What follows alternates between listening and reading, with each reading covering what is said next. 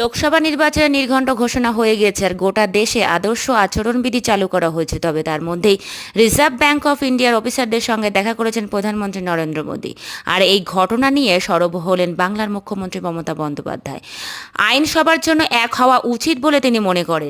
এটা নির্বাচনী আচরণবিধি লঙ্ঘনের শামিল বলে মনে করছেন তিনি। তবে আজ মঙ্গলবার শান্তির বার্তাও দিয়েছেন মুখ্যমন্ত্রী মমতা বন্দ্যোপাধ্যায়। শান্তির থেকে বড় কিছু হয় না, কোনো অশান্তিতে জড়াবেন না, কোনো প্ররোচনায় পা দেবেন না। উত্তরবঙ্গ থেকে এই বার্তা দিলেন মুখ্যমন্ত্রী। তবে উত্তরবঙ্গে মুখ্যমন্ত্রী চালসার একটি চার্চে যান, তারপর আদিবাসী মহিলাদের নাচের সঙ্গে পা মেলান তিনি আর বাজালেন ধামসাও।